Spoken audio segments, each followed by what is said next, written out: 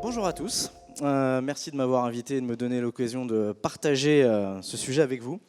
Alors, Even, on est une agence qui a une vingtaine d'années maintenant et on s'occupe de digital, d'influence et de social pour des grandes marques depuis de nombreuses années, comme Disney, Samsung, Danone, Engie, Gautier. Voilà, donc on est dans le sujet depuis très longtemps, avant que l'influence en soit, que le social s'appelle le social, etc. Et on a historiquement été construit autour de Microsoft et on a été l'agence qui a accompagné MSN Messenger dans son lancement en France et dans l'explosion de MSN Messenger en France qui a passé de 650 000 à 22 millions de comptes en quelques années. Et les jeunes étaient dessus. Et très vite, avec Microsoft, quand on a discuté avec eux, au bout de quelques années, on leur a dit « attention, il y a Facebook qui arrive ».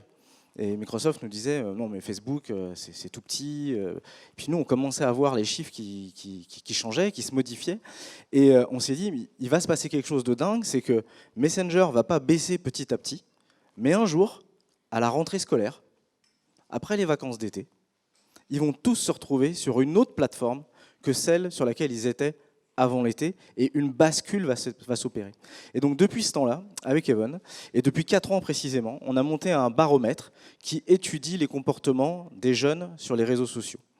Ce baromètre s'appelle Born Social, et je vais essayer de vous résumer les conclusions de ce baromètre, de ce 4e baromètre, en 15 minutes. Hop, je vais le prendre à l'endroit. Est-ce que c'est comme ça? Voilà. C'est pas du tout ça. Attendez, c'est à l'envers. Voilà. Donc je vous propose de passer 15 minutes avec le futur, ensemble, parce que les jeunes c'est le futur, et quand on regarde ce qu'ils font, on verra qu'il y a beaucoup de choses qui s'inscrivent dans ce qu'a dit Frédéric auparavant, et puis des choses qui sont assez frappantes pour cet âge-là. Alors on parle tous de la nouvelle génération, de qui c'est, de comment regarder ces jeunes-là, mais il faut oublier les millennials. Nous on ne regarde pas les millennials, on regarde les petits. Les petits. Il faut se rendre compte, alors ceux qui ont des enfants, vous voyez de quoi je parle, 10 ans, 11 ans, 12 ans, c'est pas des préados, c'est plus petit que ça. Là, il se trouve qu'il n'y a que des garçons, mais les filles sont assez marrantes aussi à cet âge-là. Et donc, on parle de 10 ans. Et pourquoi cette génération nous intéresse? Parce qu'elle n'a pas le droit d'être sur les réseaux sociaux. Et pourtant, elle y est, puisqu'il faut avoir 13 ans minimum pour être sur un réseau social, ça va en plus se compliquer. Mais bon, ces procédures de sécurité hyper strictes qui sont proposées par les réseaux sociaux pour empêcher les jeunes de s'inscrire, ils ont un système de contournement hyper simple qui s'appelle le mensonge. Donc voilà, donc vous mettez votre âge. Si vous avez l'habitude de mentir parfois sur votre âge, c'est une habitude qui se prend extrêmement tôt grâce aux réseaux sociaux. Donc le futur a 10 ans, et on va regarder les gens de 10 ans. Il va bientôt vous demander un Slack Fjallraven pour la rentrée des classes si ce n'est pas déjà fait. Il va mourir 1000 fois à Fortnite parce qu'à 10 ans c'est déjà ce qu'ils font, alors que bon, on n'est pas sûr qu'ils ont le droit. Et puis il rentre en 6e et tout commence là, c'est la 6e, l'entrée dans la vie sociale, l'entrée dans la vie digitale, parce qu'il a un smartphone pour la première fois qui est donné par ses parents, parce que bon, les parents se réfugient derrière l'idée que le trajet étant ce qu'il est, il faut un petit peu d'autonomie, il faut nous prévenir s'il y a un problème pour faire les 200 mètres entre nous et l'école ou un peu plus long. Et donc on lui laisse un téléphone qui aujourd'hui est smart et donc permet à l'enfant d'accéder à tout ce qu'il veut, surtout avec la pénurie de contrôle parental en termes d'outils et en termes de comportement des parents. Donc cette presse est PG-13, donc interdit aux moins de 13 ans. Ce qu'on va voir là, c'est ce qu'ils disent eux, ce qu'ils font eux. Et donc c'est la montée de ces enfants invisibles, parce que quand vous parlez aux plateformes, ils n'existent pas. Donc, et quand vous faites des ciblages, vous ne savez pas vraiment qui vous ciblez en fait, parce qu'ils sont là aussi avec des âges complètement faux. Et ils sont nombreux. Nous, pour avoir ces chiffres-là, on a deux systèmes. On a un partenariat exclusif avec Génération Numérique qui nous permet d'accéder à 8000 collèges en France et à poser tout un tas de questions toute l'année qui sont exclusives. Et puis, on fait aussi des interviews quali avec certains jeunes, vous voyez, qui ne sont pas du tout des ados. Ils sont petits, vraiment. C'est frappant quand on les voit, quoi. Ils sont très, très jeunes et ils sont très informés et très au courant. Alors, je ne vais pas vous présenter l'étude, j'ai pas le temps, donc je vais vous présenter juste les résultats clés et on va aller straight to the point. Alors, 84% des enfants qui rentrent en 6e ont un smartphone. 84%. Ils ont, moi, mon premier téléphone, je l'ai eu à 30, donc je vous laisse vous faire vos propres calculs. Mais eux, smartphone, entrée en 6e, et donc, pour ceux qui ne savent pas, on rentre en 6e entre 10 et 11 ans. Donc smartphone, 84%. En 6e, à partir de cet âge-là, ils passent plus de 2 heures par jour sur Internet. Donc ces chiffres-là sont des chiffres corroborés avec des études européennes. C'est assez standard dans ce qu'on voit. 2 heures par jour en moyenne.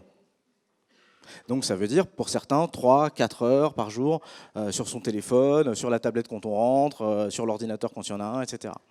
Alors si vous trouvez que ça fait beaucoup, sachez que eux trouvent à 40% que leurs parents passent trop de temps sur leur téléphone. Donc c'est difficile d'engager une conversation avec les petits quand ils vous disent ah oui mais toi t'es constamment sur ton téléphone, alors forcément je fais pareil quoi. Donc 39% trouvent qu'on passe trop de temps sur le téléphone. Et surtout, c'est ça la génération born social, et ben à cet âge-là, il y en a déjà 1 sur 2 qui est inscrit sur un réseau social, donc 54% à 10 ans. Et on va rentrer dans cette génération. Donc, qu'est-ce qu'on voit ici ? En 6e, et il y a des comparos avec l'année précédente, puisque ça fait 4 ans qu'on fait ça, donc on regarde un peu les évolutions. Quand même, on voit que l'évolution, elle est stable. Voilà, il n'y a pas des grands changements d'une année sur l'autre. Âge moyen, 54% d'inscrits en 6e, 71% en 5e. En 5e, on a 12 ans. D'accord ? Et en 4e, on a 13 ans, toujours interdit d'aller sur les réseaux sociaux, ou en tout cas on attend la date anniversaire parce qu'on est poli. 83% d'inscrits sur les plateformes sociales avant même d'avoir le droit. Et puis après, c'est 90%, et puis on monte très très, très vite à 100%. Les filles et les garçons. Les filles s'inscrivent davantage sur les réseaux sociaux que les garçons qui perdent leur temps dans Fortnite, donc ils n'ont pas le temps de s'inscrire sur les réseaux sociaux. Donc 59%, 51%. Et qu'est-ce qu'ils font sur les réseaux sociaux ? Donc comme l'a dit Frédéric juste avant, ils ne viennent pas pour s'interroger sur les marques, savoir quel service d'électricité ils vont choisir leur prochain appartement, leur prochaine voiture. Ils viennent pour discuter avec leurs amis et la famille, sachant que la famille, je pense, est un petit peu abusée. Donc ils ne discutent pas tellement avec la famille en fait. Ils discutent avec leurs amis, ils regardent des vidéos, ils publient et partagent des vidéos. Ces 2 colonnes-là sont intéressantes parce qu'il y a des grosses variations garçon-fille. Là, si vous regardez, donc publication, partage, photo, vidéo, 42%, donc il y a 18 points d'écart entre les filles qui partagent plus. Par contre, les garçons qui s'intéressent et suivent du jeu vidéo, on a un gros écart ici aussi. Ils suivent les contacts, les célébrités, ils regardent des clips de musique, ils s'informent sur l'actu quand même, donc c'est intéressant. Ils partagent des liens et ils cherchent à 2% à 10 ans à faire des rencontres. Dans le premier baromètre qu'on avait fait Born Social, Tinder sortait à 2,5%. Donc voilà, c'était certainement les comptes de leurs parents qui étaient, ou on ne sait pas. Voilà. Je ne vais pas parler aujourd'hui du suivi des marques, mais ils suivent des marques sur les réseaux sociaux quand même. Ils suivent toutes les marques d'apparence. On arrive dans la rentrée de l'école, du lycée, donc on est là pour se faire voir. On suit les marques d'apparence, les marques de mode et beaucoup de marques de luxe. Donc finalement, c'est un peu dis-moi qui tu suis, je te dirai qui tu es. C'est cool de suivre certaines marques, même si on ne se les achètera jamais. Donc ils suivent Dolce & Gabbana et ils achètent sur Wish. Donc c'est pas exactement le même principe. Ils sont sur ces bornes social, donc on a déjà 20% qui sont ultra connectés. Rendez-vous compte, entre 10 et 12 ans, d'avoir à 20% plus de 200 contacts sur les plateformes sociales. Et en fait, ils ont les contacts de leur classe, puis les contacts de leur nouvelle classe, puis les contacts de leur nouvelle classe, ils les gardent tous comme ça. Donc finalement, ça va assez vite, plus ensuite, les copains qu'on a rencontrés dans les jeux vidéo, sur les sites, etc. Et puis quand on essaie de publier des choses, on a des likes, des commentaires et tout. Donc 20% des bornes social qui sont surconnectées.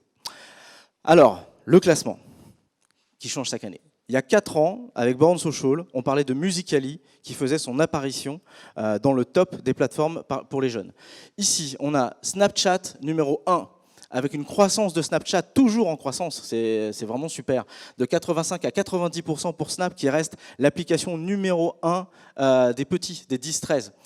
Instagram qui arrive en numéro 2, ce qui était une surprise pour nous il y a 2-3 ans, et TikTok qui arrive en numéro 3, ce qui n'est plus une surprise pour nous, puisque ça fait déjà 2-3 ans qu'on voit TikTok toujours en croissance, 42-45%. Ensuite, on a les messageries, WhatsApp, Facebook Messenger, et on a Facebook qui est 6e. Et quand on parle de Facebook avec les jeunes, on a l'impression qu'il y a du vide dans leur tête, ils voient pas ça les intéresse pas. Snapchat, Insta, TikTok, c'est le podium qui ne change pas depuis maintenant 3 ans, et ils ont en moyenne 3,5 comptes par personne. Juste une petite chose sur la baisse de Facebook, parce qu'on suit ça de près, vu que nous, Facebook a tué notre Messenger, donc on regarde maintenant Facebook, qu'est-ce qu'ils en sont. Voilà la baisse de Facebook, donc on est quand même passé de 42%, enfin sur les élèves qui avaient un compte social, il y a 4 ans, 42% avaient un compte Facebook. Aujourd'hui, c'est plus que 13%. Donc il y a beaucoup de jeunes qui ne s'inscriront jamais sur Facebook. C'est pour ça que Facebook achète Instagram, achète WhatsApp, achète Oculus, etc. Donc Facebook est considéré comme le réseau des vieux, le réseau des adultes. Ils ne voient pas l'intérêt. De toutes les façons, les plateformes qu'ils ont leur vont très très bien. Un petit point sur Snapchat, on trouve intéressant la démarche de Snapchat, qui a des activités pratiquement en fonction de l'âge. Donc finalement, on a des filtres et lens qui amusent les plus petits, les plus jeunes. Ensuite, on a la messagerie en tant que telle, dès qu'on grandit un petit peu. Ensuite, on a les stories, on fait un effort un peu plus grand pour parler de soi. Et puis, on a Discoveries, voilà, qui marche pour ceux qui s'intéressent à Discoveries, mais les jeunes, les petits, ne s'intéressent pas encore. Donc ça, c'est ces plateformes. Il y a des nouvelles plateformes émergentes, mais pas au point que TikTok, par exemple, l'a fait et a émergé. Donc on voulait attirer votre attention sur deux plateformes. La première, c'est Discord. Alors Discord, pour ceux pourquoi je vous en parle, c'est que dans tous les sondages qu'on fait, ces marques remontent en fait, c'est pour ça qu'on en parle. Discord, c'est à l'origine un outil de chat vocal dans un jeu vidéo. Quand vous jouez à un jeu vidéo, vous parlez avec vos amis avec un micro. Simplement, quand vous êtes sur deux jeux différents, le système du jeu en question ne marche plus. Donc, il vous faut une espèce d'outil méta pour pouvoir rester en communication avec vos amis, quel que soit le jeu sur lequel vous êtes en train de jouer. C'est Discord. C'est maintenant 250 millions d'utilisateurs. Ce sont de l'audio, des forums, des chats, des hashtags à suivre, etc. Donc c'est structuré comme un réseau social et c'est en train de modifier le temps qu'on passe. Certains enfants nous ont dit c'est le réseau sur lequel je passe le plus de temps, c'est Discord. Donc Discord à suivre, c'est très gamer et c'est à suivre. La dont on voulait vous parler, je ne sais pas si vous connaissez, c'est Yubo. Alors Yubo, c'est quoi? Alors ils se sont lancés sur la fonctionnalité de vidéo à plusieurs, mais en réalité c'est le premier site de rencontre pour pré-ados. Donc vous découvrez des nouveaux amis sur Yubo. C'est une start-up française, 20 millions d'utilisateurs. Et les enfants commencent à passer beaucoup de temps dessus et à découvrir, c'est franchement formidable, l'idée comme disait Frédéric juste avant, les réseaux sociaux, ça servait quand même à ça au début, à connecter avec des gens qu'on ne connaissait pas. Donc Yubo est en train de monter chez les jeunes, alors pas sur ceux de 10 ans, mais sur ceux de 12-13 ans, commence à être mentionné très régulièrement comme une plateforme. En conclusion, voilà, pour terminer rapidement, plusieurs choses. Aujourd'hui, ces jeunes-là, ils n'envoient pas des SMS comme nous, vous voyez, ils font comme ça, ils font comme ça par leur SMS. Ils ont un comportement nouveau avec les téléphones, c'est pas pareil. Donc pour eux, l'audio est hyper important, on l'a vu avec Discord par exemple, avec les messages vocaux qui sont de plus en plus utilisés. Alors nous on se demande mais pourquoi ils font ça? Parce qu'en fait c'est plus rapide que de taper un SMS. Donc ça va au plus vite. Et d'ailleurs ils trouvent ça assez cool que dans Snap maintenant on puisse faire des chats vocaux. Et on leur dit, vous vous appelez quoi? Oui, c'est ça, on s'appelle. Donc bon, ils reviennent à des choses simples quand même. Donc l'audio, la vidéo évidemment en mode passif, c'est-à-dire je la consulte, et puis en mode actif, je fabrique, je FaceTime qui est utilisé quel que soit le terme, quelle que soit la plateforme qu'on utilise pour faire du FaceTime, c'est pas que sur Apple. Et puis je voudrais rajouter le live aussi qui est très important pour eux, à la fois dans le suivi, mais surtout quand on parle de live, on parle d'interaction dans les chats, et c'est cette partie-là qui est très très très appréciée par cette catégorie de population. Ce qu'on conclut, c'est que Snap reste le roi. Et voilà, et c'est super pour cette application qui continue d'innover et qui continue de conquérir les plus jeunes. D'ailleurs, quand on fait les interviews, c'est très intéressant de voir leurs expressions sur le visage. Et on voit qu'ils s'illuminent vraiment. Enfin, c'est fou, quoi. Quand ils parlent de Snap et quand ils parlent de TikTok, quand ils parlent d'Insta, c'est plus standard. Je vais y revenir derrière. Et puis alors après, quand ils parlent Facebook, ils froncent les sourcils. Enfin, ou Twitter, c'est des choses qui ne sont pas du tout dessus. Instagram, réseau ultime, c'est la question que nous, Even, on pose parce que ça remplit tout un tas de fonctions. Ils n'ont pas du tout le même Instagram que nous, donc ils n'ont pas des photos de vacances, des photos gastronomiques, du food porn, etc. En fait, Instagram, c'est une messagerie. Donc, quand ils arrivent en classe, il y a le groupe de 4e 3 qui se crée. Tout le monde là, c'est quoi les devoirs de demain? Je pose la question, ça arrive avec mon fils d'ailleurs, je pose la question à 1h12 du matin sur c'est quoi les devoirs de demain. Je vous demande de ne pas juger cette chose. Et quelqu'un lui répond. Donc, voilà. Donc sur Instagram, le réseau ultime, parce qu'il y a de la messagerie, parce qu'il y a des célébrités, et parce qu'ils peuvent piloter leur réputation avec souvent deux comptes, le compte officiel sur ma belle vie et le compte Finsta, c'est-à-dire ma vie réelle pour mes vrais amis. Donc ils pilotent très très très bien ça. Donc Instagram, réseau ultime. On n'en parle pas là, on a fait des conférences sur le sujet YouTube numéro 1, donc c'est-à-dire la plateforme sur laquelle ils passent le plus de temps aujourd'hui, c'est YouTube. Consulter des vidéos, YouTube qui est en train d'élargir ses fonctionnalités sociales. Troisième conclusion, le gaming, on en a parlé, fait son entrée. On a parlé de Twitch pour le live, les interactions, de Discord et une nouvelle application qui s'appelle House Party Party, qui est une application de chat vidéo, on la met dans le gaming parce qu'elle a été rachetée par l'éditeur de Fortnite. Donc il va l'intégrer dans les outils de Fortnite. Un autre truc qui est important à se dire en conclusion, c'est qu'à 13 ans, on est déjà très éveillé. On est éveillé sur le monde, l'environnement, tout ça, mais on est très éveillé sur les réseaux sociaux, sur leur utilisation, sur des jeunes à 11 ans qui nous disent oh, TikTok, c'est pour les petits, j'y vais plus. T'as 11 ans, donc voilà.